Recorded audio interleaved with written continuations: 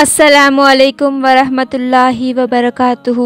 सही बुखारी हदीस हजरत अबू सईद खुदरी रज़ियल्लाहु अन्हु ఉల్లేఖనం ప్రకారం మహాప్రవక్త మొహమ్మద్ సల్లల్లాహు అలైహి వసల్లం ఇలా ప్రవచించారు. ప్రళయ దినాన దైవ ప్రవక్త నూహ్ అలైహిస్సలాం అల్లాహ్ దర్బారులో హాజరవుతారు. అల్లాహ్ ఆయనపై విచారణ జరుపుతూ నా సందేశాన్ని వారికి చేరవేశావా అని అడుగుతాడు. సమాధానంగా హజరత్ నూహ్ అలైహిస్సలాం ప్రభు నేను నీ సందేశాన్ని చేరవేశాను అని విన్నవించుకుంటారు.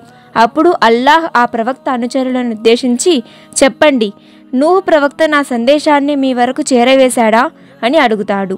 దానికి వారు లేదు, మా వద్దకు నీ ప్రవక్త ఎవరూ రాలేదని అంటారు. అప్పుడు అల్లాహ్ నూహ్ అలైహిస్సలాంతో దీనికి సంబంధించి నీ దగ్గర సాక్ష్యం ఏదైనా ఉందా అని దర్యాప్తు చేస్తాడు. దానికి ఆయన ఉంది, మొహమ్మద్ సల్లల్లాహు అలైహి వసల్లం మరియు ఆయన అనుచర సముదాయం ప్రజలు అని సవినయంగా విన్నవించుకుంటారు. అప్పుడు ఈ ఉమ్మత్ ప్రజలు అంటే మనం నూహ్ అలైహిస్సలాం తన కర్తవ్యాన్ని నెరవేర్చారని సాక్ష్యమిస్తారు. దివ్య ఖురాన్లోని ఈ క్రింది ఆయత ద్వారా బోధపడేది కూడా ఇదే.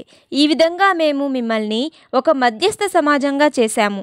ఇకపై మీరు సమస్త మానవ జాతికి సాక్షులుగా ఉంటారు. దైవ ప్రవక్త మీకు సాక్షిగా ఉంటారు.